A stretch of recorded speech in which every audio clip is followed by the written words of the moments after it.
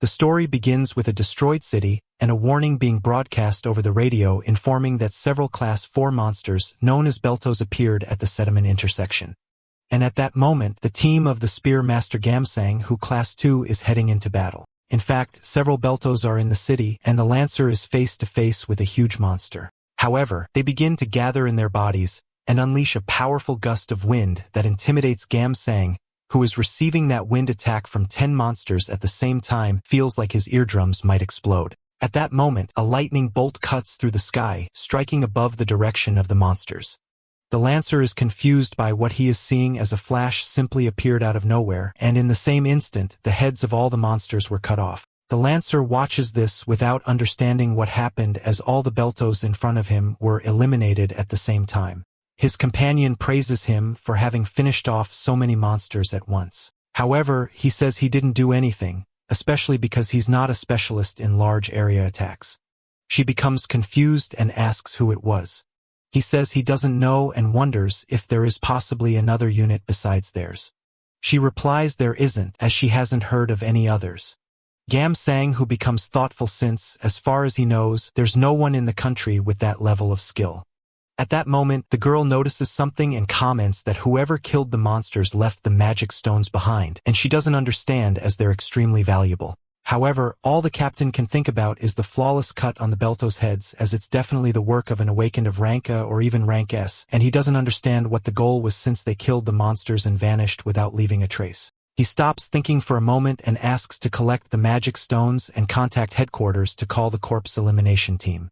Then he notices something beside him and sees that it is a restaurant. He comments that whoever the awakened was that killed the monsters, if they had missed the cut, the monster meat probably would have fallen into that restaurant. And for that reason, he thinks the owner was quite lucky. Then he stretches and says they will leave since he's in the mood for a drink. Meanwhile, near the location, the MC appears descending the stairs and, after reaching the street, heads toward the restaurant. After entering, he turns on the stove and puts a pot to heat up. Then he goes to the meat and places it on the table. He observes for a moment and wonders if he might have cut too much Belto meat. Then he imagines that the corpses of those monsters must have already been collected, and for that reason, thinks it's interesting to make some jerky. At that moment, someone knocks on the door calling for him. He receives the visitor who says he is from the Awakened Association and wants to know if the person there is Chul Ho Kong. The MC replies that he is, and the man gets straight to the point saying he wants to talk about the several Beltos that attacked the area earlier. And although he thinks it's good the monsters were quickly contained, he believes everyone in the region was a bit scared and, for that reason, says he is there to check if any damage was suffered. The MC says he understands, although he doesn't think it was a big deal, since the world has been like that for a while. He comments that it's true even though the world has stabilized in recent times and thinks it's very good that there are no residences nearby, so the damage is minimal. At that moment, he smells something different and says something smells really good. Chul Ho replies that it's normal since the place is a restaurant. The man becomes embarrassed hearing that and confesses he'd like to eat a bit since the place is open and he's been running around all morning. The MC likes what he hears and tells him to come in. The association employee is surprised to see the interior of the restaurant, finding it similar to the dramas shown before the gates appeared. The man asks for a menu, and Chul Ho says they don't have a menu since he cooks based on the ingredients they manage to get each day. The MC begins to prepare and says that the menu for the day is Belto steak. The man is surprised to hear that name and comments that he must be talking about the monsters from earlier that day and explains that thanks to Master Gamsang the monsters were defeated and the meat probably went to the market. Chul Ho, while preparing the food, confirms and says that thanks to that, he was able to get a good amount of fresh Belto meat. The man starts to worry because even though it looks like good food, he never imagined suddenly eating a steak like that and isn't sure if he has enough money to pay. The MC starts cutting and seasoning the meat. Remembering what happened 30 years ago, Chul Ho woke up and was summoned to another world where dragons fly and monsters roam. And in short, he was summoned to that other world. He had to fight to survive. And after gaining strength, even surpassing dragons, he finally managed to defeat the Demon King. Because of that, he was able to return to Earth, but the city he knew was no longer there. While seasoning the meat, he imagines that during the 30 years he spent in the other world, he fought the Demon King and saw so many monsters that he got tired of it. And because of that, he mastered all their characteristics, weaknesses, and how to fight them perfectly. But seeing people after he returned, he wondered if there was any need to intervene again. He keeps preparing the dish while imagining that the people of Earth, with their own ways and rules, were protecting the world. Finishing his thoughts, he pours the sauce on the meat and smiles as it's finally done. The Belto steak was ready. That day, the main dish was Belto breast, and the sauce was cow hull milk. The man's eyes light up because at first, he just wanted to fill his stomach, but he never imagined the dish would look so amazing. He decides to take a bite, and after chewing, he comments that the dish is incredibly juicy, thinking that the Beltos were a real pain that morning, but now he's feeling relaxed. He decides it's not the time to overthink and goes back to eating, enjoying every bite. Amazed by the steak, he no longer cares much about the price, as he wants to indulge a little that night. So after eating, he asks for another Belto steak. After eating again, he stands up and asks for the bill. The MC explains that he doesn't charge his first customers. He refuses that since it was way too delicious and confesses that he found the food comforting and felt all his fatigue go away. So he guarantees he'll come back again and wants to pay for what he ate. The MC smiles and replies that if he insists, it will be 10 silvers. Immediately, Choi pays and thanks once again for the meal. But before leaving, he asked the MC to stay safe since the way the world is now, those who are not awakened go through hardships. And for that reason, he asks him to evacuate next time monsters show up near the restaurant. He then hands over a card and says that even though cafes, bars, and markets have started to reestablish themselves, it's still dangerous. Chul-ho looks at the card and comments that it truly is a difficult era for the non-awakened. And after Choi leaves, he thinks to himself that the public servant isn't a bad guy and hopes he lives a long life. He then cuts a piece of the steak and after eating, feels relieved that it's actually really tasty. He thinks it was another peaceful day and plans to drink something to wind down. He also considers making some snacks with the Belto eggs he bought that day or cooking them. Suddenly, someone shows up at the restaurant knocking on the door, and a red-haired guy announces that he finally found the MC, who looks confused, not understanding what's going on.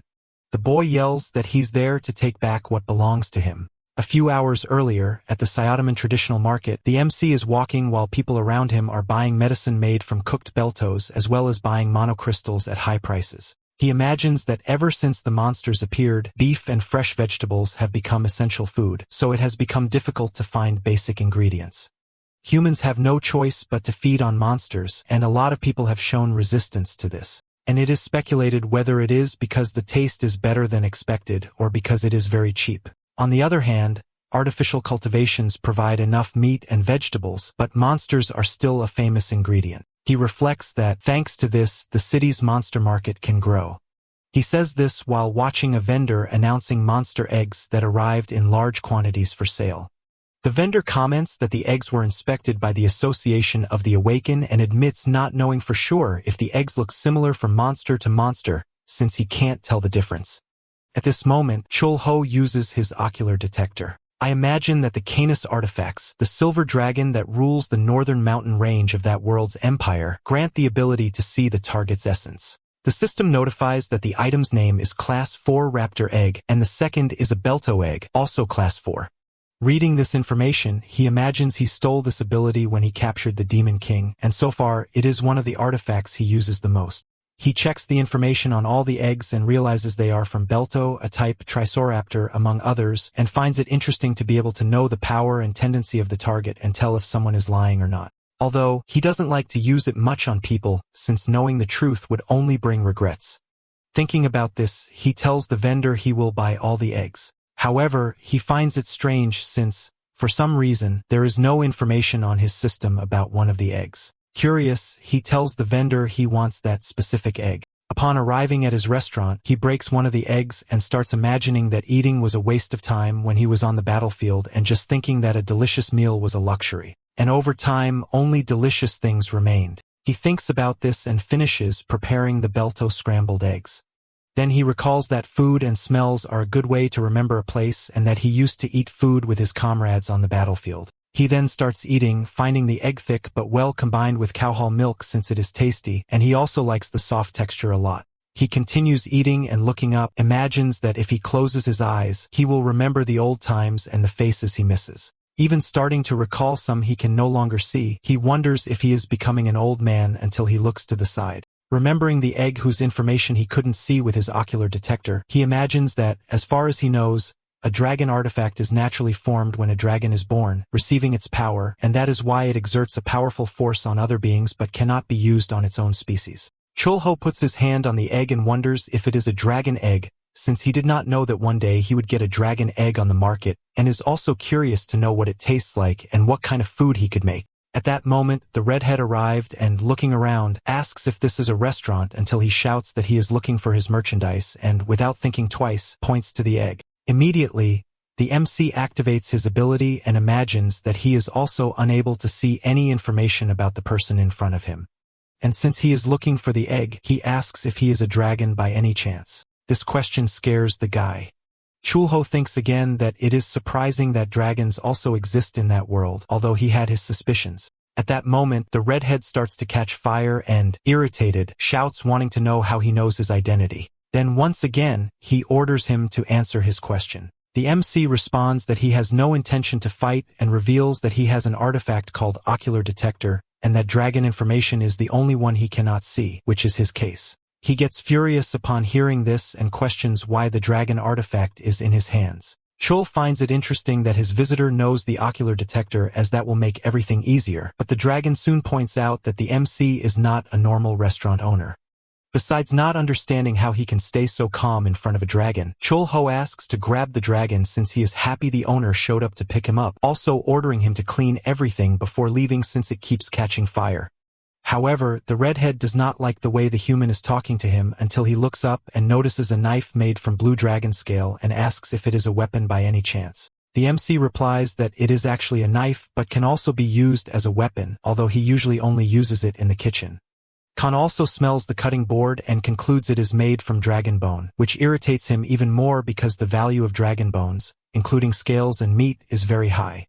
Yet he sees a human using it as a kitchen utensil and cannot believe someone killed a dragon for that purpose, so he warns he will not forgive. Because of this, he starts emitting even more energy, creating a powerful ball of power, and shouts that the insect in front of him must die.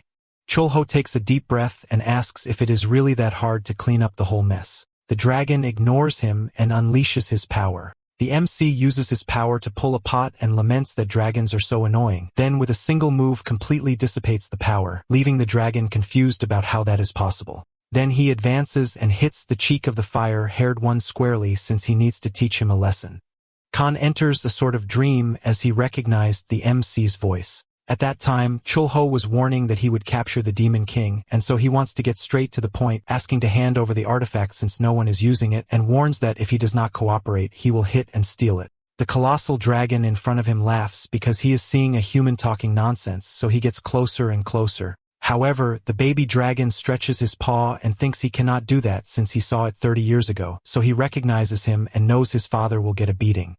At that moment, the MC notices there is a child there and warns that he should not be watching. Only then does Khan awaken again and return to reality. The MC asks if he is awake since they need to talk because he wants to discuss the cleaning of that restaurant. And after it is done, he will let him take his things to leave. But before that, he warns that he really does not like dragons for personal reasons. And, therefore, if he does not obey, he will have to resort to violence. Hearing this makes the dragon completely terrified, so he immediately goes to clean up the mess he himself caused. Chulho takes advantage of the moment to ask if he might not be a native since he knows the ocular detector. He replies that he was born on the continent Aspan and not long ago landed in that world due to a crack in a dimensional opening. The MC finds it interesting that this continent is connected to their world and is no longer surprised by the monsters being familiar since they probably also came from a spawn. Then he comments that in that other world's territory, his own name is Lycosmyro, but on Earth his name is Chulho Kong and asks if he has heard of it. Then he orders him to work faster, and the dragon, upon hearing the name Micus, starts to sweat nervously because he was sure who the restaurant owner was. After that, the MC notices the cleaning was very good and lets him take his things back. Khan decides to ask why he did not return his father's artifact after he eliminated the Demon King. He is confused by the question and asks who the hell his father is. The redhead replies that it is Rex Ekmund. He is surprised to learn this, although not shocked since the auras are somewhat similar, and thus he deduces it is the baby dragon who was there that day. Then he sees the boy trembling and tells him to come closer, warning that he will not hit him since he stopped hitting dragons more than 30 years ago. Khan does not believe that since he got hit with a pan in the face moments earlier, so he asks him not to lie. Because although he does not know about human age, he is sure the MC has not aged at all. He asks how old the dragon is, and the boy replies that as far as he remembers, he is a little over 50. Chul-ho thinks the dragon's age is cool and says he himself is 60. The redhead is surprised, wanting to know if by any chance he is an elf and lives hundreds of years like them. The MC asks why and if he is that beautiful, then warns that the punishment was the remedy for disobedient dragons at that time. The boy is scared until the MC starts laughing and says it's funny to see a dragon walking on eggshells because of a human. Khan retorts that obviously even dragons are afraid and points out that the MC was one who killed his species and therefore wants to know if he plans to kill him. Chul-ho replies that apparently there is a misunderstanding since the scale knife and bone board were gifts and admits he beat some dragons but never killed any. Then he apologizes since his father's artifact broke in the fight against the Demon King, so he couldn't return it even if he wanted to. Khan is surprised hearing all this, and the MC apologizes once more because he really needed the artifact, then invites him to drink. But apparently there are many questions. The dragon, after a few sips, says he can't drink with a mere human, but soon falls on the table drooling from being so drunk. He says that the MC is probably the first human to drink with a dragon and should feel proud. He finds it interesting since he earned another title of first human, then asks if by chance Khan laid the egg and praises him since it's amazing for a young dragon. The boy gets furious saying he's male and obviously males don't lay eggs, and says the egg is his younger brother's, telling that a dimensional rift opened recently in their lair and their parents were away. Chul-ho asks how long he's been in that world, and the dragon replies about half a year. He thinks it's a coincidence since it's similar to when he himself returned to Earth. The boy reveals he heard the MC disappeared after killing the Demon King and asks if he didn't return immediately. He answers that he had some things to settle, and that's why it took some time. The redhead, quite drunk, says he found it interesting, but questions why he's hiding in a useless restaurant after saving the world, disappearing and reappearing in another dimension. He also points out that a monster like the MC could easily take that world. Chul-ho asks if he really thinks so, and the boy angrily slams the table saying humans are like that, always after power, war, and greed, and questions if when the MC destroyed the Demon King and saved the world, humans didn't start fighting each other. He thinks about it and says it makes sense, but has no interest in those things since he's tired. Khan says he doesn't believe a human's words, and the MC just asks him to take good care of his only brother. Immediately, he hugs him and says yes. Then a strong glow came from the egg making Chul-ho close his eyes, and when he opens them, he finds it strange that there is a creature in front of him and also sees Khan sitting just behind smiling. Only then does he realize there is a baby dragon right in front of him and is surprised since the egg simply cracked and the dragon was born. Seeing this, he asks if it will have a name or if he will just call it baby dragon like all dragons do. The redhead reveals he hasn't thought of a name yet. The MC starts petting it and asks if it's male or female, and Khan gets irritated asking not to treat it like a beast and says obviously it's female. The MC looks closely at the baby dragon and notices it looks a lot like a millet bird despite having some teeth and wonders if dragons are omnivores. He keeps watching until the boy asks if his little sister isn't cute since he found her charming. Chul-ho pets her once again, then asks where he will take the baby. He thinks about it as well as the MC who smiles and says that if there's somewhere to go, it's to eat first and only then leave. After that, many gusts of wind blew in the place. The bastard demons appeared with the storm when the wind blew carrying a strong smell of blood, and so on rainy days, he remembered the battlefield. Besides the last drink they shared, still on the ground, he felt alive. That day, the MC prepared the fast-growing hamburger steak. The main dish was beta chicken breast, meat from the triceratops foot pad. It is soft like a sponge, good for elderly and children. After the MC offered these foods, he wondered if he could leave already. Khan felt a little embarrassed and answered yes, asking how much the meal cost. Chul-ho replied it cost $10, but asked to leave without paying, although he found the boy's reaction strange. He found all this strange and asked if he had somewhere to stay, but Khan said no. The MC kept watching, imagining that being a player in a new world is lonely, although he always thought dragons were proud of being self-sufficient. Besides finding it very different for a dragon to feel lonely, if students from the continent of Aspan knew, they would publish hundreds of papers. At that moment, the dragon placed a stone on the table and said it was a class 4 magic stone and even knew it was valued in that world. Chul-ho laughed seeing that, leaving the fire-haired one embarrassed, wanting to know why he laughed. Then the baby dragon started making a noise, and the MC asked if he was still hungry.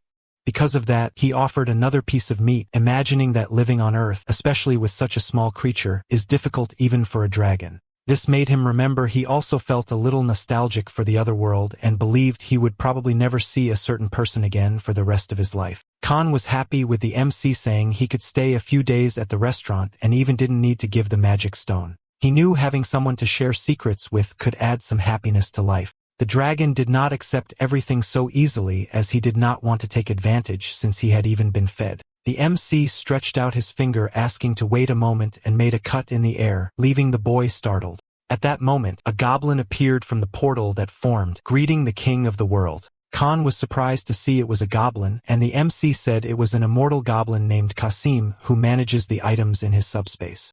He then went straight to the point, asking how many magic stones they had in the subspace. The goblin pointed out as many magic stones as grains of sand on the beach.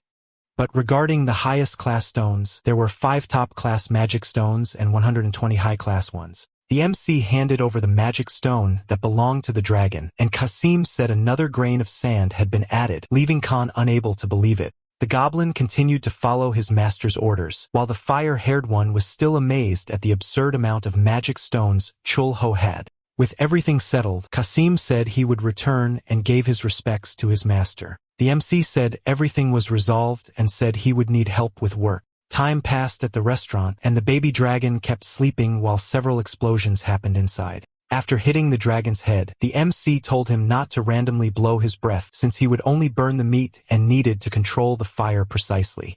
Then he asked him to try again, and Khan tried more calmly this time.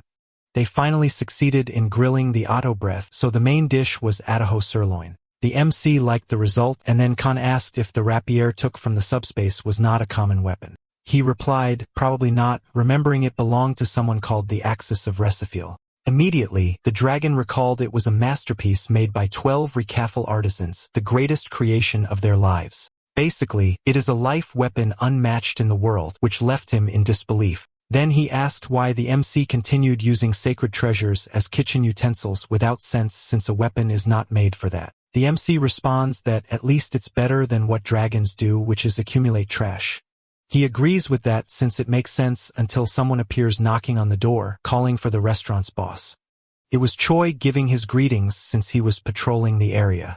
Right after, he starts eating, praising the incredible smell of the food. Then he asks if by any chance they hired a new employee since he saw someone new at the restaurant and warns that he has something important to say as a new dungeon appeared in the underground passage between Sinshan and Siadaman, and they are even recruiting Awakened. Chulho asks if it's true and finds the dungeon interesting since they are incubators for monsters and work as portals to other worlds where dimensional rifts have opened, which even happened to him and Khan. Then he asks about the difficulty, and the association employee answers that it's class 5. He also says that Sang-Hu and the Zenkika team were assigned to Seo Demon, and Cha-Yun was assigned to Sin-Chan. The MC is confused since he doesn't know who the girl is, and he explains that she's like an ice witch and that since they are forming a reserve team, the place will be full of candidates. And even though many are awakened, only the best are chosen. He explains that it's something like a job site and feels lucky to be a non-awakened with a stable job. Only then does he realize time passed quickly and thanks for the meal as he found it delicious. Khan finds it amazing that his grilled dish is being well received, and Chulho agrees and even thinks he needs to buy more Atoho meat to prepare. He then goes to the market and asks for 10 kilos. At that moment, someone shouts for attention, saying those who want to participate in the raid should form a single line.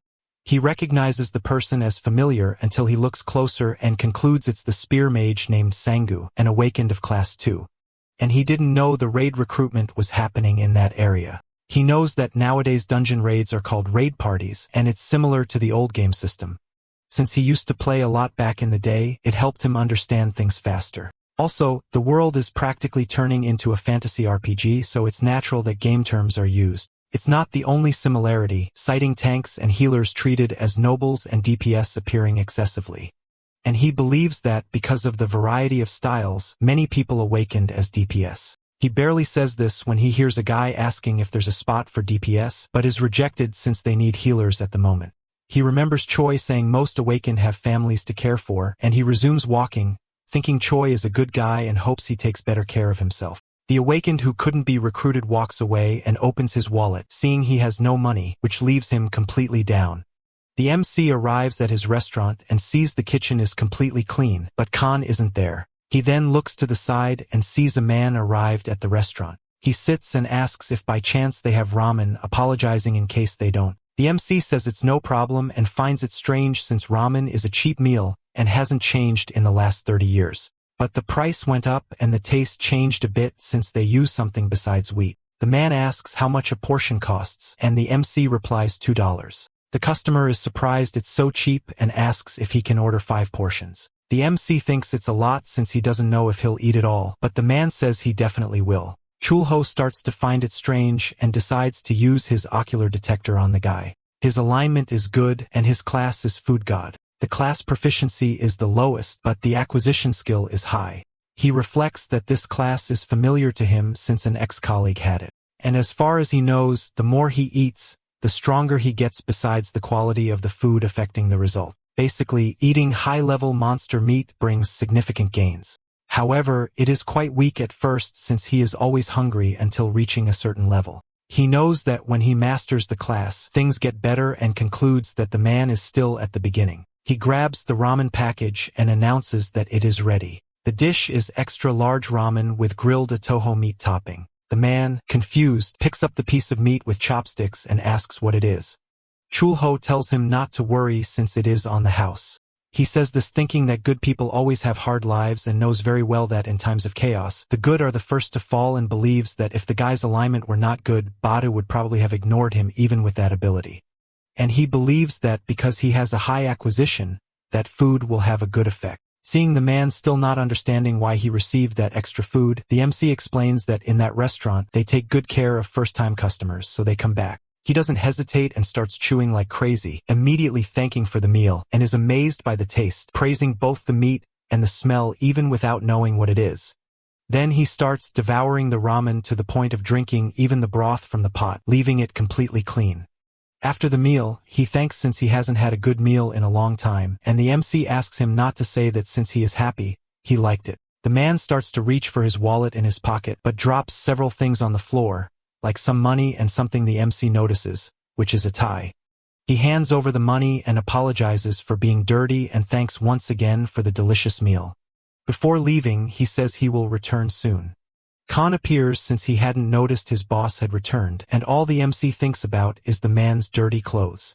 But the tie was new, and he wonders if maybe he was trying to impress someone until he remembers that the man was leading a hard life in those chaotic times. And not long after, he heard again since that same man was standing in front of the portal, and that was when the gates exploded. The movement becomes increasingly intense in front of the portal, and the guards keep asking everyone not to invade the barricade. Manhwa asks if there is anything he can do since he is an awakened. The guard asks what his classification is, and he just replies that it is something related to food and that he has no special abilities despite having good strength. The swordsman makes it clear that the dungeon is no place for a mediocre awaken, especially since his own team returned injured, showing how intense the gate is. He looks ahead at a healer and realizes it is his daughter, Medjean. He runs and shouts for her, and when she approaches, he asks what she is doing in that dangerous place since she should be at school. She replies that there are many injured people there, so the school sent some awakened students to help. And she retorts by asking what he is doing there, telling him to leave as quickly as possible. He says he is just worried, but she gets angry, saying he doesn't have to worry because, as he said himself, his only skill is being good at eating. She also accuses him of eating at work all day and not even coming home, so she wonders what good it will do to throw himself in front of danger just eating. Then she pushes him, saying she needs money to get a school scholarship, and accuses him of making her look pathetic by invading that place. As she does this, she notices his tie falls to the ground and accuses him of not even having a proper weapon. At that moment, someone comes out of the portal. It was Sang-Hu heading toward his partner, and she shouts that the attack on the dungeon is over and asks the healers to gather to treat the wounded. Immediately, Medjean runs off, leaving her father behind. Now, some things about that world: the types of abilities possessed by an awakened have 5 stages until reaching the upper level, expanding someone's proficiency.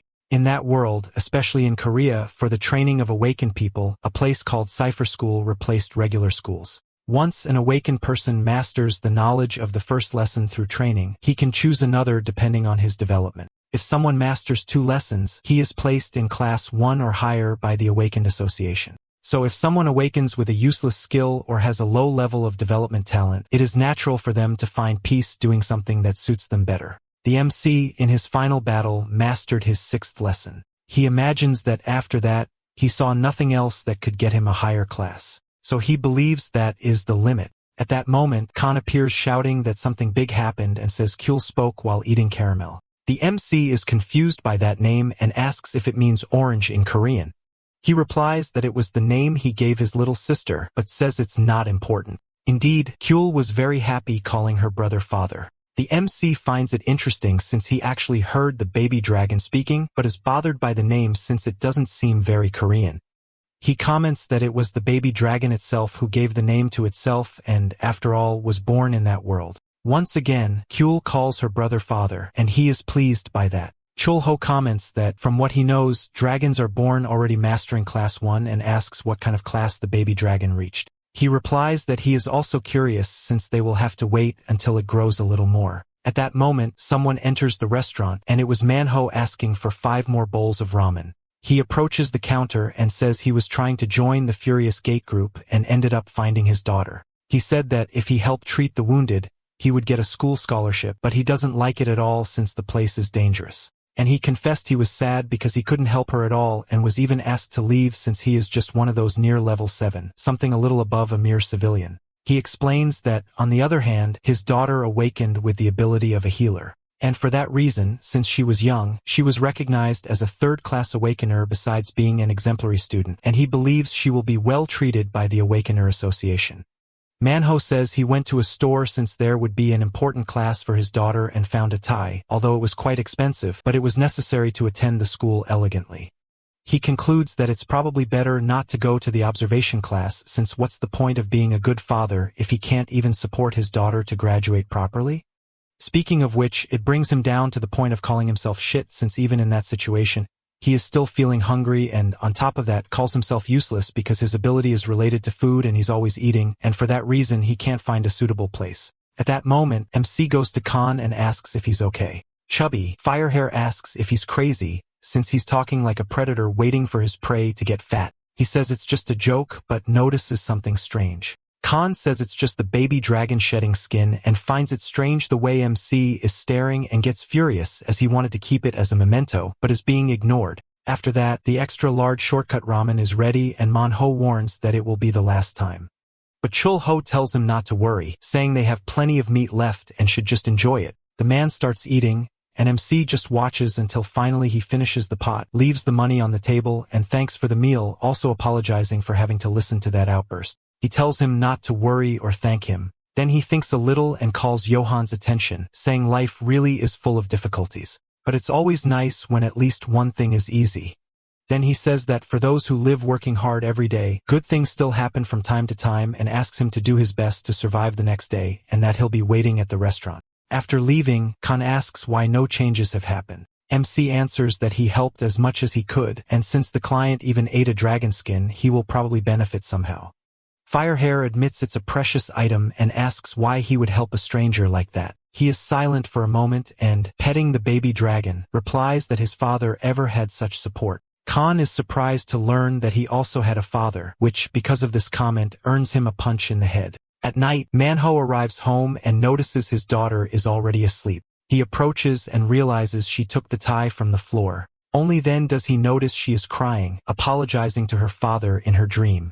He pats her head, saying it's okay since he also feels bad, imagining people's apologies for not being able to live like everyone else. Besides being a father who embarrasses her in front of friends and also for not being able to give a comfortable life, but he assures he will always love her. The next day, Manhwa appears running for the last spot at the portal, and the recruiter asks him to please show the Awakener registration card. After checking, the man questions if he's the same person from last time and asks his name. Manhwa introduces himself, and the recruiter immediately recognizes him and warns it will be a problem if something goes wrong and asks him to do his best next time. He says he will pay attention to that. Then the recruiter shouts that recruitment is complete and tells everyone to leave. Meanwhile, MC is walking until he reaches the street and notices something as he sees a bus passing that catches his attention, and there is a big portal closing at the location.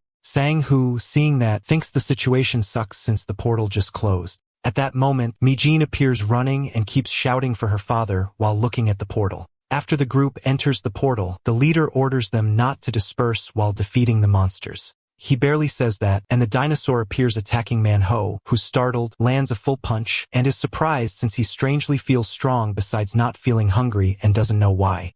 Suddenly, a girl asks what is happening and points to a fissure inside the dungeon. Everyone feels a strong tremor and a colossal dinosaur appears before them, leaving Manhwa surprised since that is a hidden boss. The girl tells everyone to run, and they start fleeing while Manhwa tries to process what is happening and if the monster in front of him is the Tiger-X. He prepares to run, but something catches his attention since on the monster he defeated there are mana crystals.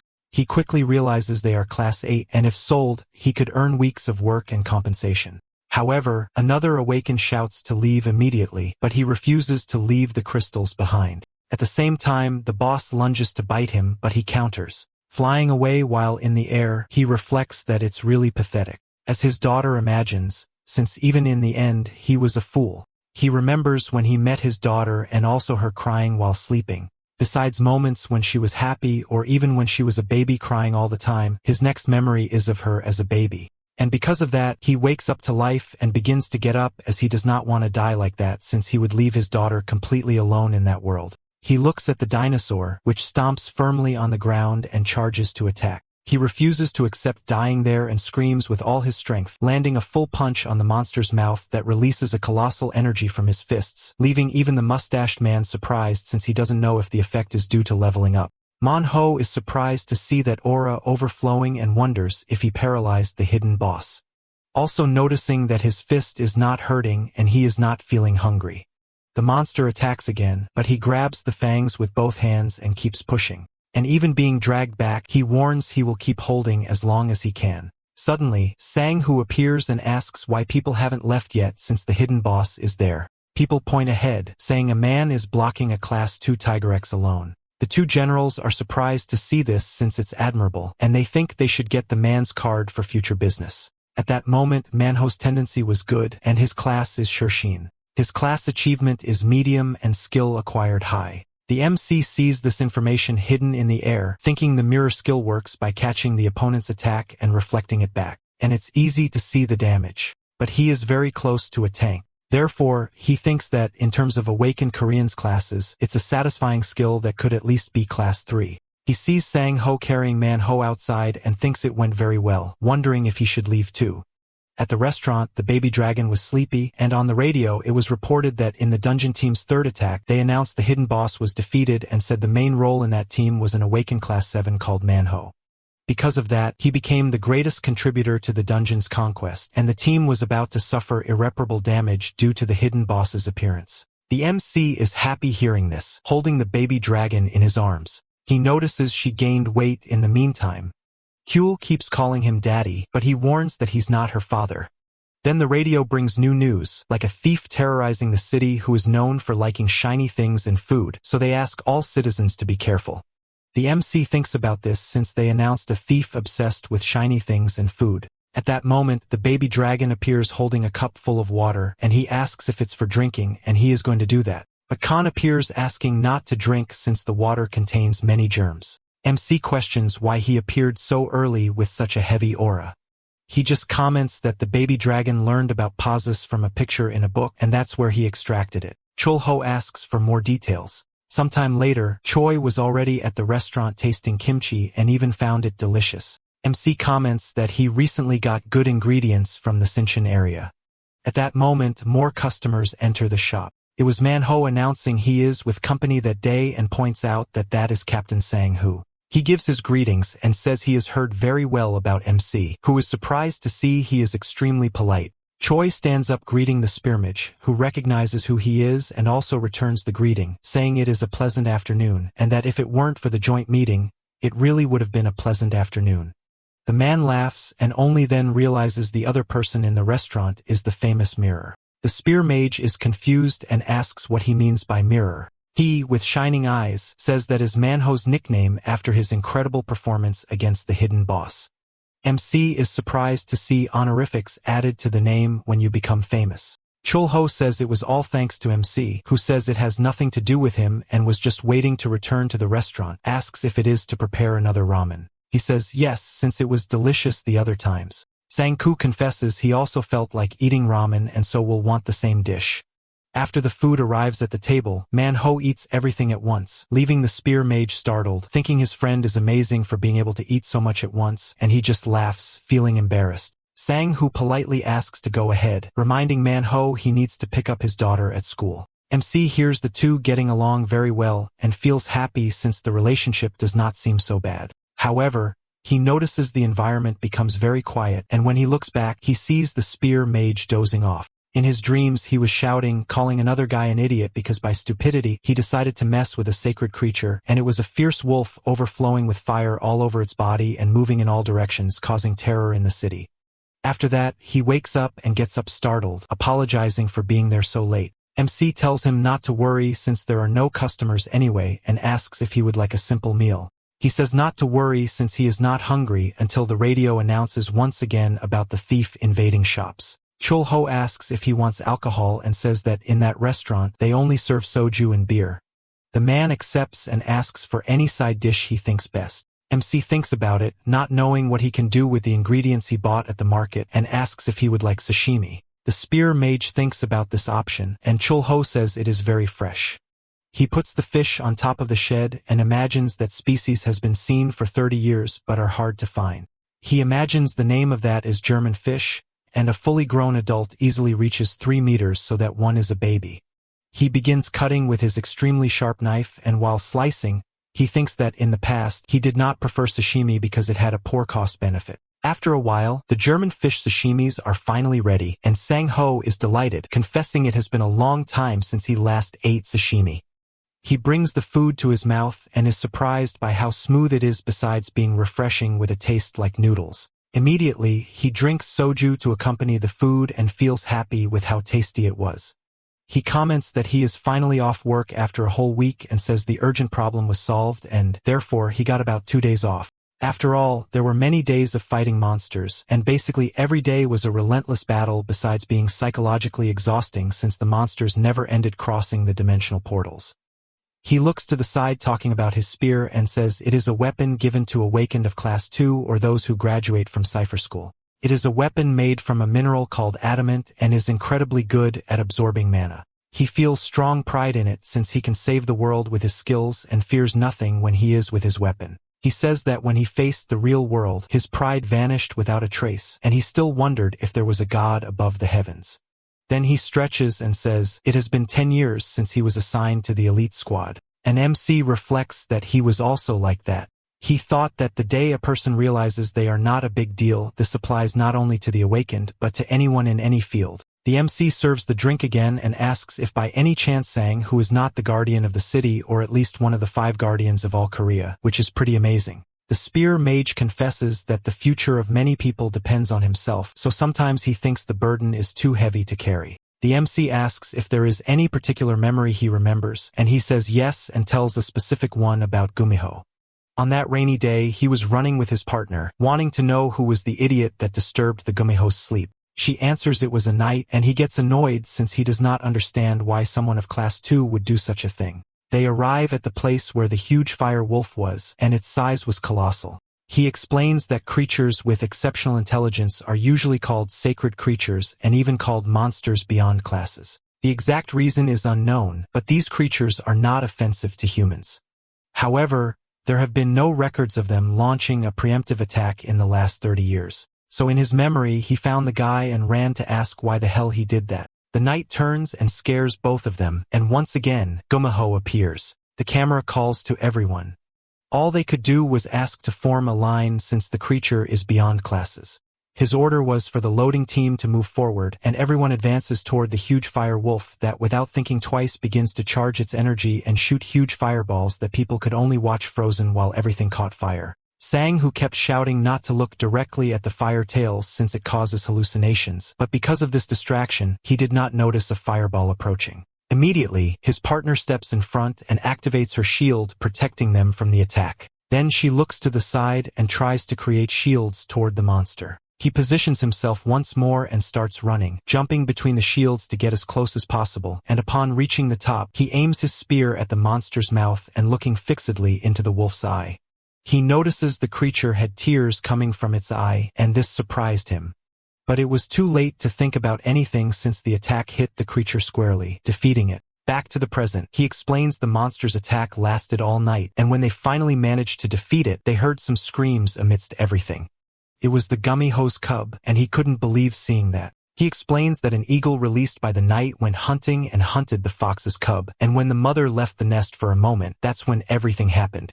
He keeps drinking his drink and says it was probably a mistake since the knight was a prodigy of cipher school and stresses that they cannot make such mistakes under any circumstances. The MC asks if there really was a cub, and he says yes, and that unfortunately they eliminated it. He also says that despite the process, everything ended that way, and there was nothing they could do. The MC said it was a good choice, and he laughs agreeing. Then he stands up and apologizes for talking too much, although he thinks it's because he is drunk and therefore asks for the bill, also requesting to pack the sashimi to go since he liked it. After leaving the restaurant, already at night, he starts walking and becomes thoughtful about these memories. He ran to the knight questioning why he messed with a cub of a divine creature. He apologizes, but it is not enough since the spear mage points out that many people died besides the chance of the city being destroyed. He continues thoughtful about this and just keeps walking. Meanwhile, Chulho reflects on the Gumiho since it was a monster he saw during his time in the other world and knows that unlike the monsters led by the king who invaded the continent, they were favorable to humans. In fact, there is a saying in the eastern continent that a man should bow 3 times before passing by a mountain guarded by a Gumiho. He thinks he hunted 2 of these monsters and regretted it both times. But unfortunately, these memories are never forgotten. Sang, who keeps walking and sees the delicious sashimi in his bag. He thinks he can't wait to eat until he is startled by 3 fireballs coming toward him.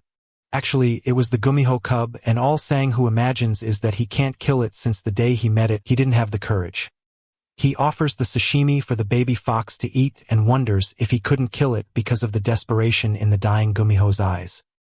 He imagines he is definitely unqualified as a guardian and asks how many mana crystals the creature stole and ate to already have 3 tails, mentioning that there is even an article about the little thief, which is the fox. The Gumiho starts eating the sashimi, and he grabs it from behind. The angry creature launches its fireballs, but not intending to hit. He asks it to listen carefully and warns that he can no longer allow the thefts to continue.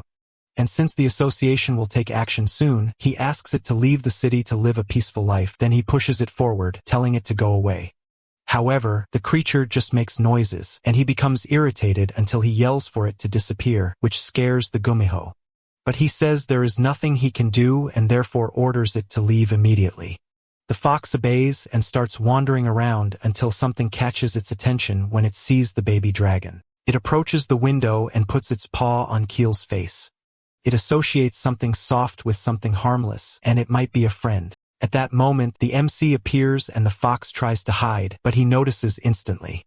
Then he picks up the baby dragon in his arms and says he is not surprised since he felt the energy of a Gumiho on the mountain and asks if it wants food. The fox shakes its head no, and he is surprised since it apparently already ate somewhere. So he summons his portal calling his goblin butler, who immediately notices the presence of the Gumiho cub. The MC orders to get any crystal nearby, and Kasim obeys, handing over the first crystal he finds. He gives it to the fox to eat, imagining that a class 1 mana crystal must be very advantageous for growth. After biting the crystal, its whole body begins to overflow with powerful energy, but then the MC tells it to leave, and the Gumiho hops away between the houses. After stopping on a pole, it thinks that soft things are harmless and knows that even though Sang who pointed a spear at him, he is a kind person. So it begins to cry because it doesn't know if it will see him again. At that moment, the spear mage is lying down looking at the stars and can only think about how quiet the night is. He can only think about the fox so that she doesn't return and can live well. Now about the Korean Association of the Awakened. It is the place where the awakened records, unbearable status confirmations, and damage prevention to civilians are monitored. There are awakened of Class 2 who are the Ice Sorceress and the Spearmage, as well as the Knight, the Blade Queen, and the Magician who are pointed out as guardians. There are also 3 Class 1 expedition awakened on special missions, and all of this is monitored by the association. The mastermind behind all this is President Jinsa, who is having his coffee and tells Kayan that the coffee is hot. She replies that the reason is because it is summer and asks if she should make something cold. He tells her not to worry since summer was made to be hot and asks if the mandrakes disappeared. She answers yes. Mandrakes are plant-type monsters that grow buried in the soil and, when they feel threatened, release a poison that requires a special antidote within a radius of 1 kilometer, and for that reason are classified as monsters. Also, even if there is an antidote, if someone tries to dig them up to remove them, the monster will scream loud enough to cause instant death in low-class awakens or ordinary people. Cheyenne says that 13 mandrakes completely disappeared and that there are no traces or anyone entering, so it is a strange incident. He laughs hearing this and questions since when tuberous vegetables have feet to run away. She suggests that the plants might have just melted and disappeared. He asked them to come in first since he will call Gabby to discuss the matter. The Ice Witch asks if he is referring to the cat Shadow and if she has returned. He answers yes, although still waiting for a mission. Meanwhile, the baby dragon is stretching, trying to wake the MC since she is not finding Khan. However, he does not open his eyes, and she starts touching his hair, causing a slight scratch. Then her stomach starts to growl, and she grabs a chair and places it in front of the fridge. She then climbs up, and upon opening it, comes face to face with a mandrake. She picks it up, finding it confusing, and immediately, the monster starts screaming wildly, but Kuehl just puts it in her mouth and tries to eat it, but gets upset because it tastes horrible. After a while, the MC appears with fiery hair and sees the baby dragon with a full belly after eating everything in the fridge, and the MC makes it clear he will scold her when he wakes up. Khan also cannot believe she ate everything in the fridge. The MC picks her up and asks where the hell Khan has been the last few days. He answers that he was investigating the conditions under which each rift forms and therefore visited the places where the dungeons appeared. He is surprised by such effort and asks if he discovered anything, but he replies unfortunately not since he only saw monsters that were commonly seen on the Ispan continent. Chul Ho is surprised hearing this and asks if by any chance the fiery hair is a monster. He gets angry hearing this and warns that dragons are a great race and therefore asks not to compare them to monsters. He reflects that this means there is at least a chance that monsters or something even greater pass through the rifts, and he doesn't know how he forgot something like that. So he asked to be informed immediately if anything strange is seen. Khan answers yes and asks if his friend has not reached Master Level 6 and if he cannot control dimensional sails. He answers no and does not even know who created or why they appear. Khan then questions how he returned to that world, and he says it is a long story and will talk another day. Then he warns they need to go to the market to do shopping. Meanwhile, in the Xinchuan suburb, Cheyenne is investigating and realizes there is no trace at all. At that moment, a green figure passes behind her and starts moving at high speed. She prepares her energy, and the figure gets so close it almost touches her face. Only then, she realizes it is the awakened Gabby. The girl says she is surprised to finally see the Ice Witch of Xinchen. She says she looked around and had no idea who she was. Xian, a bit embarrassed since in front of her is an awakened of level 1, which is the highest possible, greets her by the nickname Cat Shadow. But she asks not to be called that, saying she can just call her sister, and asks if she's a new recruit since she's really cute, and asks her not to be nervous, also wanting to know how old she is and what she's doing there. Cheyenne says it's her 10th year, and the sorceress finds that incredible since someone who crossed the barrier without causing any disturbance is in front of her and questions if she's really a level 1 awakened, also not understanding how she didn't make the top 30 ago and how she looks so young. Gabby reaches out her hand saying she saw the previous guardian a few times and asks if she's new.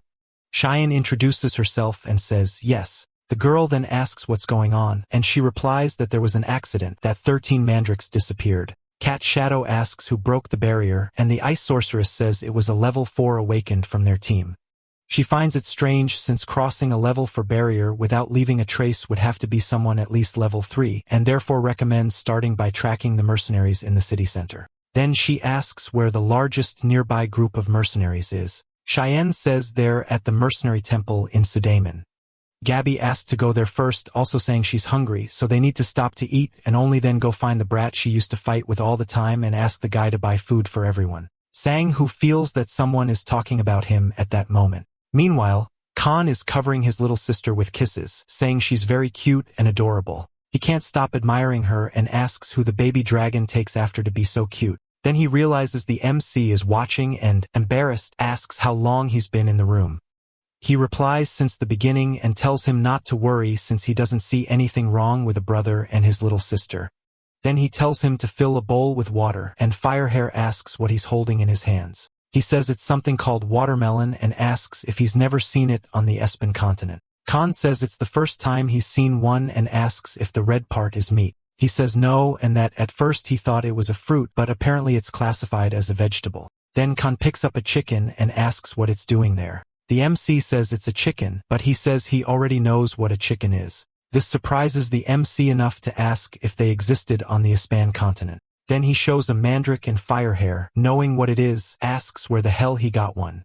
He says he was out walking and picked it up from the ground and starts to imagine that mandrakes absorb heat energy and help the body cool down. He also knows they have a coarse texture and sweet flavor, and that's why they go well with both hot and cold dishes. Then while handling the chicken, Kant asks why he keeps stuffing the inside, and he replies that it's necessary, only then putting it in the pot since they need to wait for it to be ready.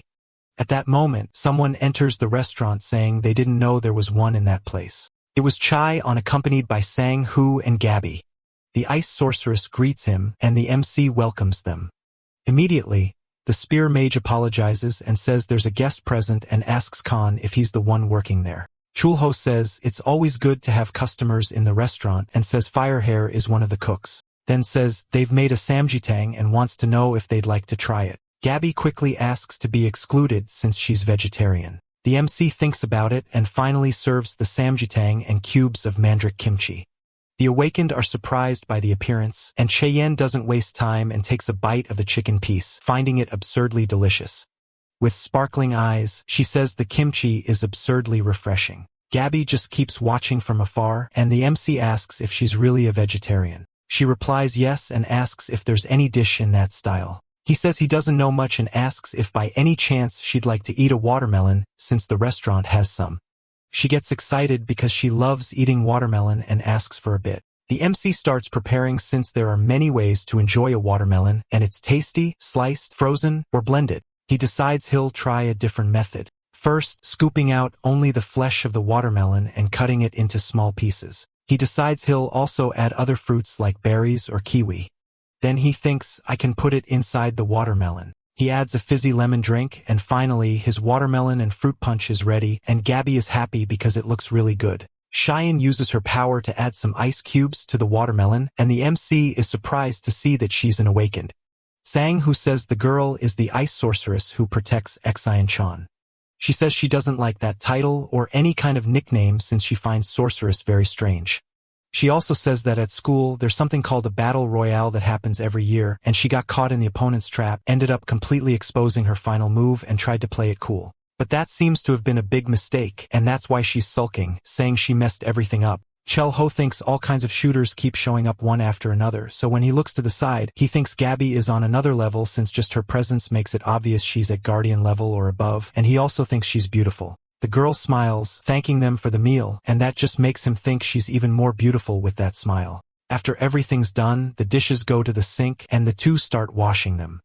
With Khan commenting that Gabby is very pretty, the MC agrees, and he goes on to say she's a very pretty girl for a human and doesn't even seem like a person. He says she's an elf and, after using his detection eye, sees that her alignment is neutral. Her class is Ghost God Stealth Charge. The class mastery is medium, and her skill proficiency is high. Khan is surprised since he doesn't know if it's really true. And if it is, he wants to know how he knows that information. He replies that he confirmed it using the ocular detector and that since the girl has the ghost god trait, it's a class that only elves can have. Firehair asks if that race doesn't have pointed ears and whether the girl didn't recognize them. He answers no since she doesn't have magic detection ability.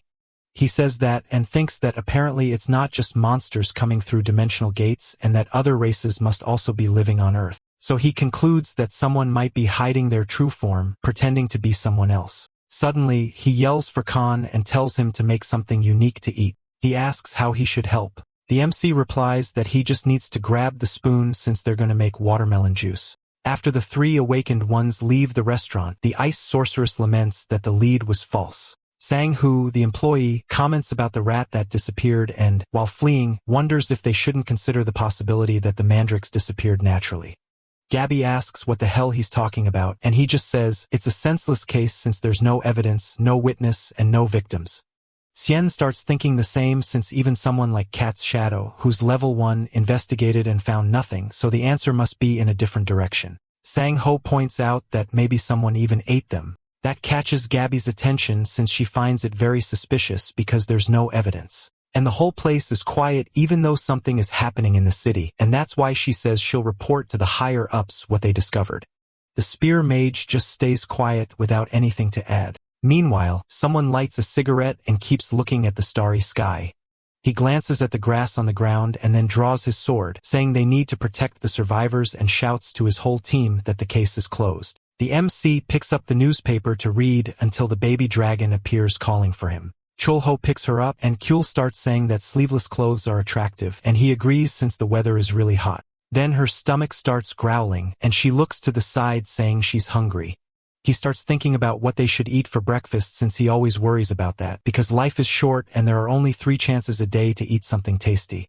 The baby dragon keeps staring at him, and the MC starts pulling her cheek since her life is anything but short, and decides he will make white rice since it's good for health. He puts her on the ground to wake up her father, and immediately the baby dragon runs and jumps towards Khan, who is sleeping peacefully until he wakes up startled without understanding what's going on, and all the MC does is laugh at the situation. Moments later, the dish is ready, and that day it was Belto egg and vegetable bibimbap. Firehair is excited since it smells really good. And after mixing the pot well, the 3 decide to try it and are amazed by the delicious flavor. After everyone is full from eating so much, the MC comments that the baby dragon is acting weird since she always falls asleep after eating. Khan comments that the baby dragon is still a newborn, and soon they'll be able to know her class since at that age, they usually eat and sleep a lot. Cholho starts thinking about what class Kyul will master, and after Khan takes her to sleep, someone arrives at the shop and the MC greets them. The man sits down and says he would like to eat ramen, but the MC smiling says cold rice is the best and it's even ready. The man agrees since the rice will go well with the ramen. Then he picks up the newspaper and something catches his attention when he sees who is in the news. Sometime later, still at the restaurant, the man compliments the delicious dish he's eating, and Cholho knows it's because he made it with mandrakes. At that moment, Choi enters the restaurant and greets both the MC and Sixin. He turns around surprised and asks if he's going to eat by any chance. Choi explains that he doesn't have much time to eat and just stopped by to say hi. The MC says the summer hardships have probably arrived, and he replies that he's really struggling to survive, but happily says he felt his energy increasing after eating a lot, and Cholho knows that's thanks to the mandrakes. At that moment, the association employee tells Sixin that the Lancer has been feeling agitated recently. He draws the MC's attention since he changed his expression and explains that the Lancer is part of the temple mercenaries and is retiring that day, which is why everyone is in a state of emergency. Cholho asks what he means by retiring, and he replies that, unfortunately, that's it, and that everyone admires him deeply. The MC, still confused, asks if something happened, and he replies that there was an accident 10 years ago in the past when monsters passed through the CO Diamond Gate, and it was Sang Hu's first mission. And at that time, 4 of the 5 Soul Guardians died in the process of stopping the Great Invasion. He reflects on Tai Zhong, who is classified as a level 3 awakened, but whose true power far surpasses what level 3 is capable of. He is an exceptional leader and a commander on the battlefield, and many people owe their lives to him, so they respect him greatly. The association president also reads the article in the newspaper and says he already knew this would happen. At that moment, someone knocks on the door and he tells them to come in. It was Taizong. After they sit at the table, the president asks if he's really going to retire, and he replies yes. Jin Sa doesn't like it at all and starts yelling if it wasn't too sudden since his friend was the one who created the mercenary regiment. And still in the past, when he appeared in the city 30 years ago, he was always by his side. Tai Zhuang places his cup on the table and says that no one does anything alone in that world and that everyone worked hard. He also warns that he is already tired, and therefore, I want to lighten the weight of responsibility from his shoulders. He barely says this and leaves, even though they plan to talk again another time. The president becomes agitated, imagining that the spearmage must have become depressed. Outside, Tai Zhuang is finding the day beautiful until he hears someone calling, saying he is a crazy jerk who apparently has never heard the word hope. When he turns around, he realizes it is Sang Hu. Back at the restaurant, the MC is preparing a dish until he notices visitors. It was Sang Hu accompanied by Tai Jaiwang. The MC says that the dish of the day is homemade Korean meat. He watches and imagines that the retiree seems to be his age and also notices that the title of old general suits him perfectly. Taejong says he is not in a hurry, so the dishes can take as long as needed. Chulho likes to hear that. The spearmage says he will not drink since he is a bit busy and only showed the way to the restaurant before leaving. Taejong apologizes, calling the boy immature. And when he takes his cigarette, he realizes he does not even know if he can smoke there and apologizes. The MC says it is not a problem since there are no other customers. The general notices the smell is good and confesses that the smell of cooking rice is something he hasn't smelled in a long time and feels nostalgic. Chulho becomes thoughtful about that since everyone has something they miss. He decides the dish will be soybean paste stew, and since every homeowner has their own recipe, he serves it for a long time with just soybean paste and vegetables without the broth. As it makes it much tastier, then he fries the egg separately in a salted grilled fish, resulting in traditional Korean meat. Taejong is amazed by the result, and after taking some with the spoon, he puts it in his mouth and his eyes light up. Then he takes the rice and puts it in his mouth too, feeling it really is a homemade flavor. He says he is 30 years old, so his memory is hazy and admits that time flies in the blink of an eye. He begins to say that when he left his city, he thought he would return soon as everyone wanted to go to Seoul just for survival reasons. And because of that, he will never forget the great final invasion that happened 10 years ago. He continues explaining what it is about and says that 30 years ago, monsters started to appear and many countries and cities around the world collapsed. And because of that, countless people lost their lives. He also says that at the time, he had to take up his sword to defend his hometown, and because of that, his physical abilities improved drastically. And for that reason, he led awakenings, and the people from his city managed to head towards Seoul. He finishes saying that it was the beginning of the mercenary temple corps he created. And from then on, people gathered and were able to rebuild the city, and the world started to change again. And from that moment, the titles of guardians began to appear. Taejong says that although it is called Korea, it is basically the Seoul they live in. And when the world started to adapt, a change happened, a new incident 10 years ago, and the daily monsters were classified as boss levels. And that was the great final invasion. The spear mage was being attacked at the time. And even blocking the attack, he realized he was no match alone against the monster. And if he continued, he would die, and all he wanted was to stay alive. At that moment, Taejong appeared, finishing the monster with just one blow. Then he called to the boy asking him to wake up. All he could do was tremble, and in his mind, he needed to flee at all costs. However, the general encouraged him, saying that facing hard times means staying alive, since if you cower, you will spend your whole life retreating. After one grabs the other's hand, he asks what the spear lancer's name was, and he answered saying who. He asks if he is the newly appointed guardian, and the lancer immediately answers yes. He prepares his sword, asking the novice guardian to pay attention. And after positioning himself in front of the giant monster, he strikes a single precise blow that cuts the boss completely in half. After that ending, he turns around smiling, saying they must carve their own path. Sang, who was amazed hearing that. Back to reality, he was holding his helmet, looking from the top of the mountain. Then he starts moving, making a patrol trying to find some monster. He looks from one side to the other since that should be the resting place and still thinking, he believes that this is the silent zone and needs to become the place of true peace. Suddenly, he starts crying and falls to his knees, trying to understand why there isn't a single monster in that region and believes he won't be able to help with anything else. Meanwhile, Taejong keeps talking. And after putting out his cigarette, he says that day after day, he only had regrets since he had to be perfect because he needed to protect people to stay alive. He also says that making mistakes is not allowed because people can die because of others' mistakes. These words make Chulho stop to think since at first he thought Taejong's thinking was immature for his age. But then he realizes he learned as a person, being aware that focusing on being perfect like that eventually makes the person break inside. Then he asks if he really will return to his hometown. He answers yes. MC looks at him thinking he understands all the pain he must have gone through since he himself lived all over the world and most of the time lived in a world like that. Suddenly, the ex-general asks for the bill, but MC replies it was free. He is surprised by that, but Chul-ho explains that the restaurant offers free service for those returning to their hometown. He finds the restaurant a bit strange for being like that, but thanks for the meal, asking please to keep taking care of the stubborn Sang-hoo.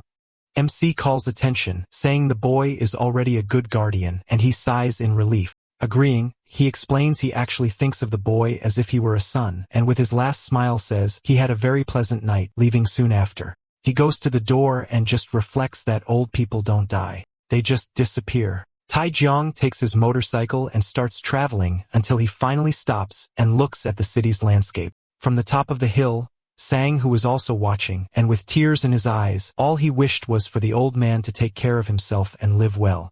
Then he disappears. At that moment, the Gumiho appears and thinks humans are soft, although he found the MC amazing for giving soft stones that didn't hurt, and he is happy that a new kind person has appeared. After that, the MC is lost in thought, and all he can do is shout, asking if Lantera woke up, but his memory gets weaker and weaker. Now he was before the king of the world, and all the monster did was ask why he summoned him to that dimension. He asked this with his power aimed at the MC. He doesn't really understand what is happening, only hearing nonsense. Because of that, he clenches his fist since an enemy in front of him has many magic circles pointed. So the MC charges with all his strength, colliding the two attacks. At that moment, he wakes up startled and looking to the side, sees Khan trembling with fear in the corner of the room.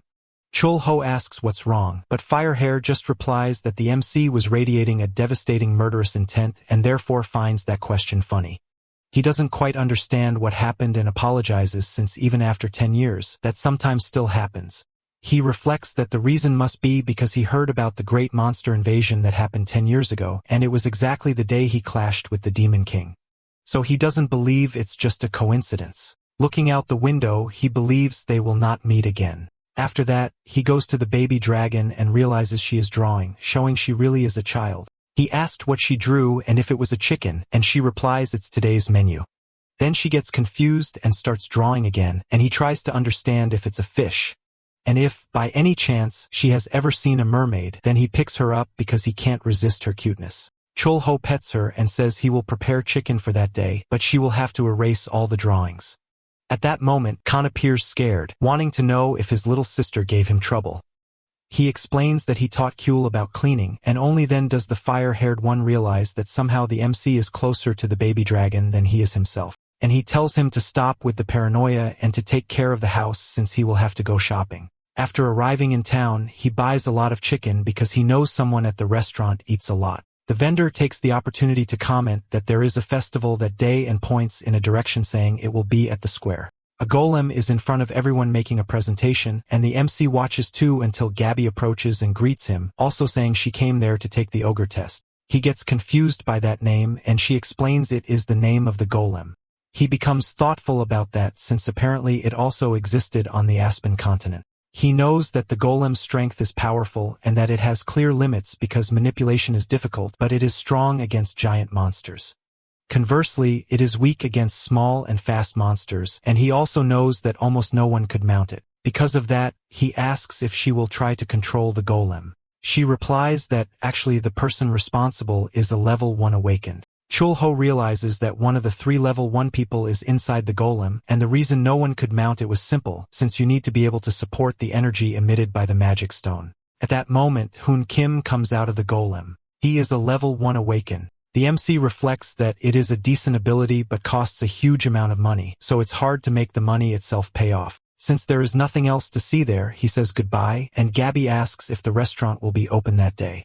He answers yes, and that it is open all year unless something special happens. She says that's a relief and also says she will visit him. The afternoon passes, and the MC returns to the restaurant until he notices a strange creature with the baby dragon. Because of that, he asks the fire-haired one if the spirit is his. Khan, happy, says that Keel was declared spirit master, and that is her new class. Then he brags because his little sister became someone powerful. The baby dragon starts calling the spirit mother, but Khan asks her not to do that since he's not her mother and starts to worry, though he doesn't know what will happen next. Chul-ho laughs at the situation and thinks it's been a long time since he saw a spirit in non-combat mode because their power is high level and truly formidable. He knows that, initially, spirits are simple to summon from another dimension and are classified as low, medium, and high level. Also, in the demon realm where demons live, the spirit realm is on the Aspen continent and includes the dimension where the Earth is. So he believes there are already 4 dimensions connected to the Earth. He begins to realize that his brain can no longer keep up with so much information, and his next question is if he has taught the spirit to clean. He answers clearly yes, and she demonstrates by throwing water on the drawings. The MC finds that interesting since the spirit of that class will be very useful. He then goes to the kitchen and, while preparing the dish, says the menu will be chicken. All kinds of chicken could be made and enjoyed on Earth, especially seasoned chicken and chicken with soy sauce since they are the basics. He starts frying until finally his dish, fried chicken, is ready. Immediately, Kyul asks for food, and the MC gives her a piece since he wants to see her try it. After a few bites, she starts catching Chulho's attention and, with shining eyes, says, "It is extremely delicious." Khan starts drooling too and runs to grab a piece, but the MC tells him to wait and, with a scary look, says that in that world, there is a way to discover a person's essence while eating chicken together. He doesn't quite understand what that means, and the MC, overflowing with power, asks which part of the chicken he will eat first. He once again doesn't understand where this is going and asks if it makes any difference. He hesitates to answer and picks up a piece in his hand, wanting to know if the essence will be revealed by the piece he chose. However, the MC apologizes, saying it was just a joke, and asks them to eat too until they see the baby dragon lying down since she ate all the chicken alone and didn't leave any for anyone. Chulho grabs a beer as it was his accompaniment with chicken, and the two toast since the drink is allowed. Khan starts eating as he was starving and is amazed at how easily the MC can deb one so cleanly. The two keep talking and eating until the baby dragon notices something and sees several fireworks outside the window. The MC reflects that the festival is still happening, and Khan, startled, says that for a moment, he thought a war had started. Chulho goes to the window to show the fireworks to Kyul, who is very happy watching them. This makes the MC reflect that the baby dragon has only lived inside the restaurant and believes she is feeling suffocated. Khan says that soon she will be able to go out once she releases her powers. He asks if he will also be able to breathe fire, and Khan answers yes. He finds that interesting since he is eager to see it, and the festival continues in full swing with the fireworks. Meanwhile, Hoon is testing his golems and notices they are very heavy, so they need some adjustments. He finally finishes and upon leaving, runs into Gabby greeting him for working hard. He approaches, asking if she has really become a grandmother after people called her an old witch. She tells him to shut up, but the boy just walks past saying he needs a shower before eating. Because of this, he asks if she knows an interesting restaurant. Also having heard that Taejong retired and sang Ho must be feeling lonely, she replies that she also heard the old man return to his hometown, but admits she found it interesting since it was time for him to rest. The boy comments that he would like to have a hometown to return to, and she just stays silent listening to that. Then she asks if he has a new magic stone waiting, and he says yes since it is a highly condensed power, although not a pure magical power. After saying this, he wonders why she suddenly appeared after leaving the dungeon. Gabby answers yes, and that this dungeon is the type with no monsters, only a mine full of magic stones. And the only problem she found was a strange light that appeared, which is why she feels something strange, as if even rain fell in a place where it is impossible to rain. The treasures taken by the dragons in the past were left under the management of the goblin. And while the MC fought against the Demon King, many of them were destroyed. Moreover, the dragons avoided him after all the events, and among many treasures he took, one of them was the magical mana detector, and he was glad it worked on Earth as well. He was inside the dungeon observing the awakened and trying to understand if that dungeon was a mana crystal mine, and if used correctly, it could become a great discovery in a short time. Anyway, he finds it strange since, for the dungeon to have simply collapsed because of the Demon King, the mana detected is excessive. At that moment, he sees a crack and realizes it has started. It becomes more and more intense until it forms like a gate that opens and several creatures appear from inside it. Immediately, the Lancer Mage orders everyone to enter Formation D since the giant boars are attacking. He orders the rest of the team to block from outside since a level 6 boar evolves very well for combat. The awakened prepare themselves and soon after use their blocking techniques. At the same moment, Sang-Hoo jumps but is confused since the monsters were defeated without more or less. He knows what it means and starts shouting that the king is coming. And as the dungeon boss will appear, the big boars will disappear, and so they must prioritize the wounded. The portal becomes more and more intense. And when he realizes the monsters have not disappeared, and to make matters worse, his whole team is being cornered by them. He becomes desperate since he needs to do something. And if he wants to protect the team members, this Vicente has to choose the rearguard. However, there are team members trapped near the king, and he does not know which is the right choice to protect. He starts trembling since he always has to regret every day until he stops to reflect and hears a voice in his head encouraging him. We disappear instead of the other because the rush doesn't let you cower to run away. However, he also visualizes the old general saying that taking a single step forward in moments like that is what makes someone strong. He regains his courage since he is determined to become a true hero. Because of this, he calls everyone's attention and runs toward the monsters, warning that he will take the lead with all his strength. Immediately, he advances attacking all the monsters at the same time until he finally spots the boss. He prepares himself since he has reached his mana limit and there are still many monsters, but he knows he cannot stay still since more giant boars keep coming out of the portal at all times. The whole team is fighting, and now Sang, who is face to face with the Boar King, who is absurdly giant. He holds his spear firmly and begins to overflow with an absurd energy, saying he will clear the way, and so he throws it with all the strength he has at the moment. The attack was strong enough to explode the creature and leave a trail of destruction along the way. He looks on unbelieving, and when holding the spear again tries to understand where so much power is coming from his body that it overflows. Immediately, he warns to rescue the wounded, but a team member shouts that another Boar King appeared. He is startled upon hearing this and once again orders everyone to prepare to defend. The boss lets out a loud roar, and he tries to calm down since they only need to hold out until the association arrives with reinforcements. However, his biggest concern is not knowing how long they can resist. At that moment, an intense light emerges, and everyone tries to understand what it is since all the monsters are disappearing as if they were nothing, including the Boar King. After the light disappears, they try to understand what happened since the monsters simply vanished. Sang, who runs to his friend asking if he can get up, and he answers yes, although confused about what happened. They support each other, and the captain shouts for them to get out of the hill as fast as possible. And he still tries to understand what happened, and the MC is watching everyone from the top of the mountain. He sighs, having just remembered what the boy said before, and sits calmly since he doesn't believe there is any awakened who would discover his power, and he is happy to have saved some lives.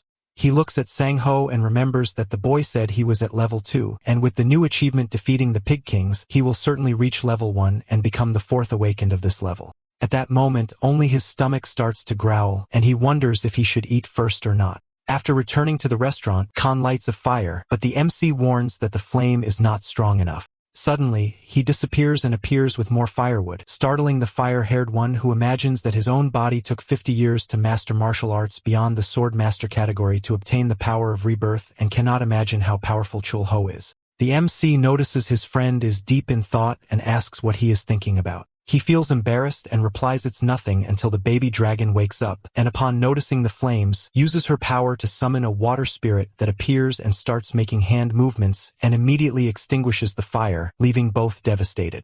After that, the MC says he will fetch more firewood and only then prepares the grilled pork belly king. Khan thanks him for the meal, but the MC adds a piece of wrap and asks him to try it. He eats it without hesitation and shouts that it's tasty.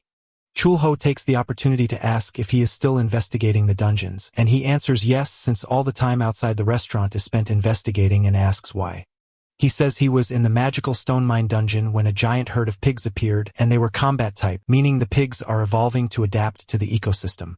These monsters grew aggressively in just a few days, although not enough to compare with those from the other world. He concludes that when the portal to the other dimension opened, it was not an energy from the Spanish continent. Khan is surprised hearing this, and he finishes by saying that the new portals may be connected to other dimensions beyond the Spanish continent, and probably something beyond their understanding is happening. Meanwhile, at the Korean Awakened Association, Sang, who explains what happened in the dungeon, and says an intense flash of light appeared, and all the monsters vanished, including the boss. The president comments that Gabby said the same thing and, not knowing what it is, just congratulates him since he advanced to a class master and is also close to becoming the 4th level 1 awakened, and so wants to know how he feels.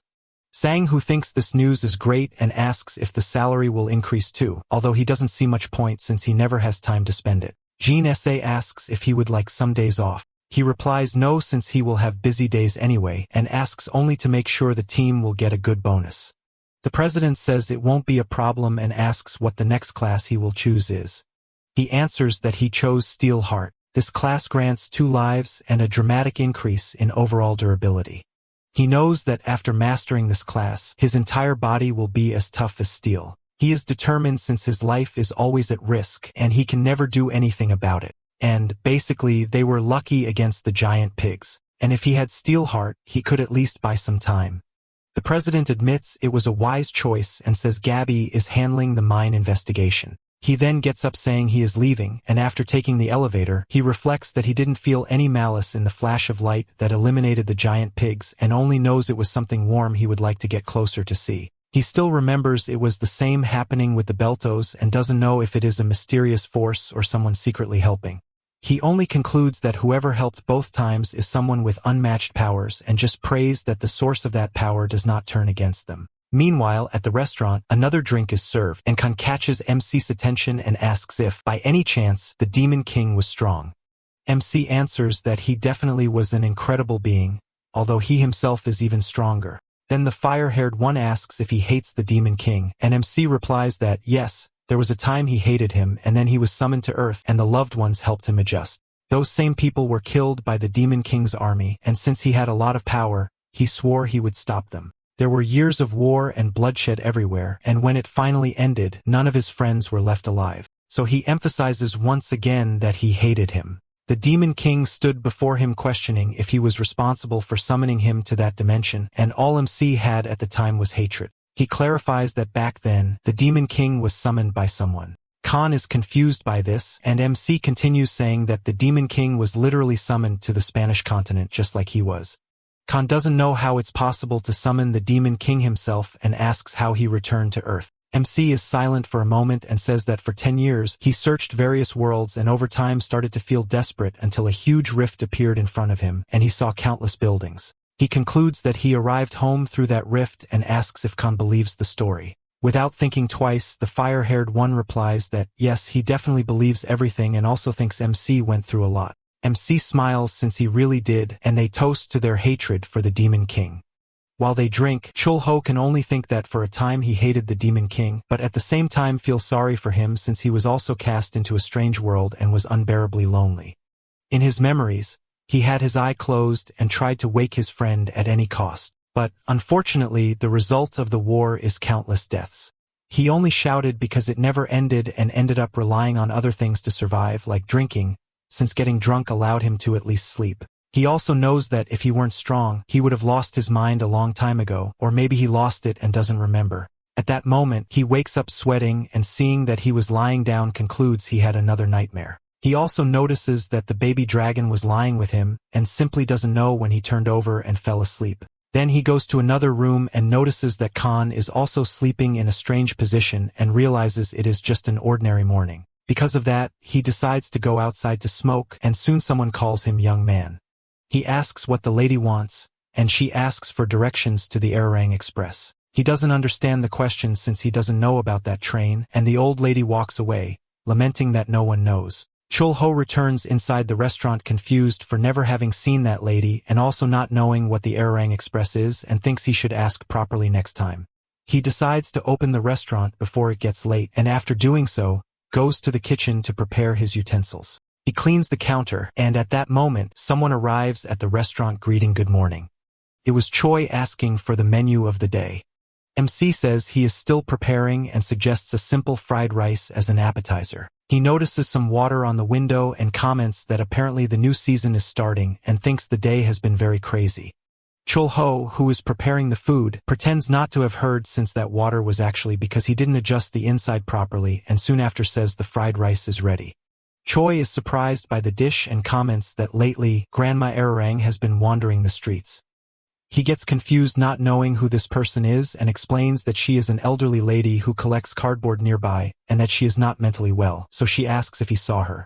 He answers yes, since the lady passed in front of the restaurant early in the morning wearing a scarf even in summer, and says that the old woman asked about an Erang espresso, but confesses he has no idea what that means. He says that, in fact, no one knows and believes many people lost loved ones and many simply cannot move on and end up going crazy. He gets up since it is time to leave and MC asks him to be careful on the way. He imagines time is passing, but a person's life events never change. After all, that world is carrying a scar from the past. So the customers who arrive, like the old woman, must all be living while carrying their wounds. And that was all he thought at the moment and let it pass. He says this while looking at the beautiful rain falling that morning. The next day, MC appears brushing his teeth and at that moment hears a conversation. Upon leaving the bathroom, he sees Khan excited since the baby dragon was a little different. She starts to glow intensely until she changes form, but it is a strange form that makes both Firehair and MC realize it failed. He asks if there is a way to polymorph as well, and Firehair answers that yes. It is difficult the first time. Shulho thinks if he should dress the baby dragon's new form and decides to test it, but realizes she is very big.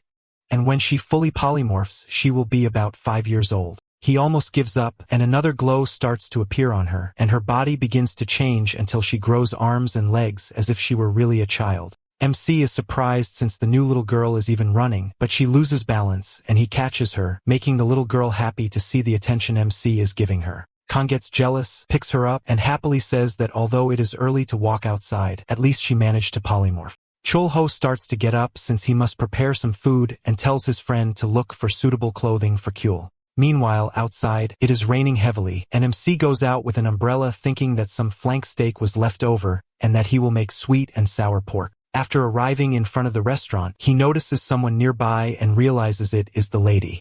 She greets him and asks if she can stay there for a moment since it is raining heavily. He replies that there is no problem and even invites her to have some tea. He starts to find it strange since the lady did not use the dialects from before, and she notices he is paying close attention.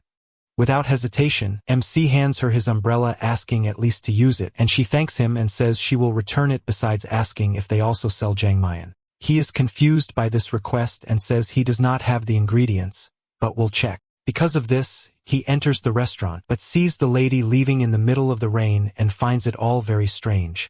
The rain gets heavier, and the radio announces that during the rainy season, everyone must be careful with aquatic monsters.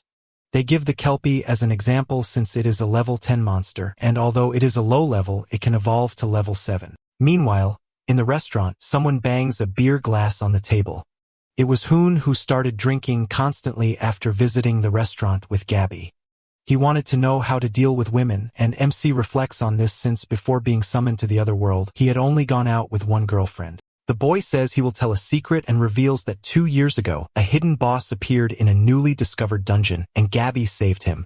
So his type of woman is the strongest ones. He concludes that strong women are attractive as well as nice and pretty. MC says he understands and reflects that he was the same way since he only looked for stronger, softer, and prettier. Thinking about it makes him a little downcast, and Hoon goes back to saying that, unfortunately, the passion is one-sided. And since the girl is very sharp and almost crying, he says he likes women who treat him harshly. But on the other hand, Gabby hates guys like him. And so if he clings one day, it will be his death. Because of this, he breaks down crying. And knowing that the ideal type of guy for that girl is Sang-Hoo, and not understanding since the two are always fighting, Chulho just thinks that indeed the Lancer Mage is really quite friendly. The boy ends by saying it is another secret matter, and MC says it's no problem since he won't tell anyone. He thanks and asks for another beer, while the radio announces that heavy rains will stop the work on the Tomb of Rest, and so visitors should avoid it for a while. The two fall silent, and MC questions what Tomb of Rest was mentioned on the radio. The boy answers that it is a cemetery for victims from the past since many people died and recovering the bodies was not easy. At that moment, a woman enters the restaurant. She is Yuna, considered the Blade Queen and a level 2 awakened. For Eyes looks back and is terrified by the woman who calls him a bastard, wanting to know why he is drinking again. He greets her as if doing nothing wrong, but she grabs his head telling him not to play dumb since she doesn't know why he keeps going out alone to bother people. Then with that look, she drags him outside, and all MC can do is ask her to come back safely. They go out into the rain, and MC watches how close they are to each other. He prepares to clean the restaurant, but begins to overhear their conversation with Hoon, wanting to know why she appeared at the restaurant to pick him up. She answers that she received orders from superiors since the Kelpies are appearing in great numbers and are more violent. After hearing this conversation, he feels a bad premonition about it. The rain remains heavy outside, but inside, the baby dragon is in the fridge feeling hungry. MC grabs her by the arm wanting to know if she is trying to steal ingredients again, and he realizes the little girl still can't hide her tail and wings. Kyul opens a big smile, and MC realizes he would need to prepare something delicious for her to create many fun memories. At that moment, he hears a noise in the restaurant and immediately hides the little girl, asking her to stay quiet, also regretting that since there were no customers, he let his guard down. He goes to the door to see who it is and realizes it is the old woman. She asks how long a bowl of jiangmian would take to be ready, and he replies that it will unfortunately take a little while and asks her to come in first. She worries since she is in a hurry, and he once again notices her dialect and also a subtle difference in appearance, and so decides to use his detection eye. The old woman has good disposition, but there is no information about class achievement, or acquired skill. He concludes that the old woman is 100% civilian and not an aged awaken, but on the note he notices she has dementia. He reflects that many people lost their loved ones, and some minds could not bear it, causing mental damage. He knows all this since he himself also has nightmares, and since he knows he unfortunately cannot avoid it, he can only repay with good food. Once again the old woman says, "My God," since before her was Quell all cute. But her tail was exposed, leaving the old woman scared as she was processing what she saw in front of her, and all MC does is sweat cold, not believing what is happening. The two stare at each other, and after the old woman questions what she is seeing, Chulho says, "It is just a child." Immediately, the old woman takes the baby dragon in her arms, calling her cute and saying she looks like her little dog. Heel says her name, and this fascinates the old woman even more since the little girl can speak from a young age. At that moment, Khan appears terrified, not understanding why his little sister is with a human. MC says everything is fine and just asks that no other customers enter. Then he wonders if he should make some jajangmyeon as the lady asked, and remembers that in the past it was a common dish that could be found anywhere. But in those hard times, the ingredients are almost impossible to find. He knows that at first, he must identify the Japanese style and the Chinese style since he will need a fermented black soybean paste. Then he knows the problem is the noodles, because although there is a noodle shop, the stock is out, so he will have to use fried instant noodles. He begins to prepare the ingredients, then boils the noodles, leaving the meat sautéed with onions, and thus the jajangmyeon dish is ready. Meanwhile, the lady is playing with the baby dragon, and upon seeing the dish, she is amazed but says she needs to hurry since her grandson is waiting. He understands what she means, and after returning to the counter, he prepares a plastic wrap around the bowl and just asks her to be careful not to break it. Besides returning it another day when she passes by the restaurant, she thanks him once again from the bottom of her heart. And after handing over the money, Chulho wonders that it had been a long time since he saw 1,001 bill since he is old, and just says goodbye to the lady. Erorang appears at the restaurant from time to pick up that dish to go, and he noticed that each time the person she gave the dish to was different, and even the bowls never returned to the restaurant. But he knows she didn't take them on purpose. Because of this, he always ordered more dishes until when leaving the store, he notices something strange at the resting tomb and decides to see how it is inside. After walking a bit, he sighs because, as he expected, his parents' tombs are not in that place. At that moment, he hears someone calling Erorang's attention, and she questions why she is being stopped, and all she asked was to give food to her grandson and husband. The security guard asks her to be serious since the place is a cemetery and points to the countless bowls on top of the grave, and he asks her not to bring food to the place as it would attract insects, besides asking her not to sleep there as she might catch a cold. He warns once more to remove the bowls or he will do it himself. The MC listens from afar and can't believe she lives in that place in a tent. Also, there is a photo of her husband and her grandson, and the old lady sighs and goes toward the picture, and after taking it, opens a huge smile. The MC thinks that a person does not smile only when happy, but also when it is very hard not to cry. He knows people end up smiling since he himself smiled often in his past, and it became a habit. At night, the rain returns, and Chulho is at the window with Kuel, having fun watching the rain. The MC tells his friend that soon he will need to buy clothes for the baby dragon, and asks him not to open the window because it is raining heavily. He almost gives up but runs out because Kuel suddenly was opening the window.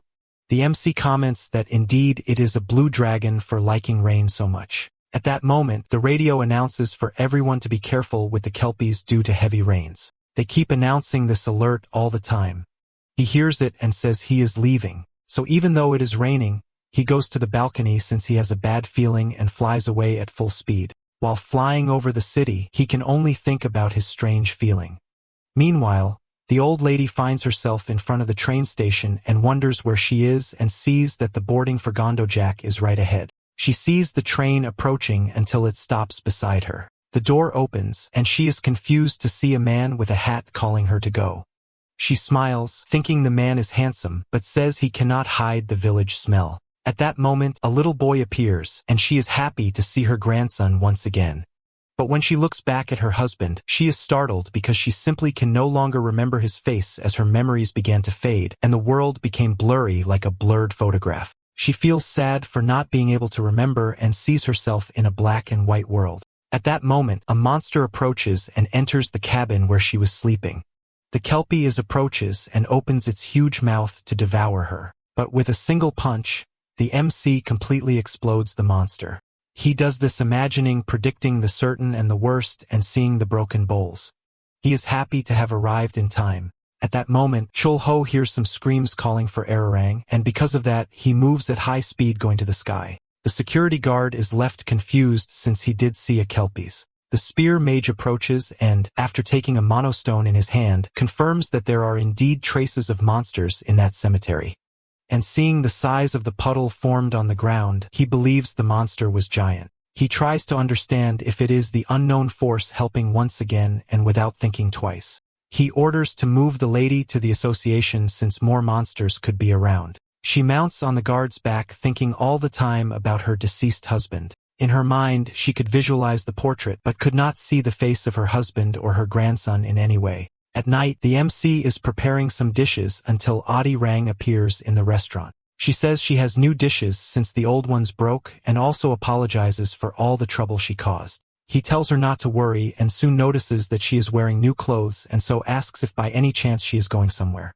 She answers yes, and he becomes thoughtful about it, asking her to have a meal before the commitment. Chul-ho begins washing the dishes and asks if jjajangmyeon would be an appropriate meal. She responds that it's great. He imagines he has enough ingredients for the noodles since he will use instant noodles as last time, and after having an idea asks if she is in a hurry. The lady says no, and so he asks her please to wait a bit. Immediately, he starts kneading the dough and imagines that to make hand-pulled noodles, a long aging period is necessary. However, he cannot go that far. He knows it will be like kalguksu noodles and will have a better texture than fried noodles. After finishing, he brings the bowl to her, who is impressed to see the beautiful dish in front of her.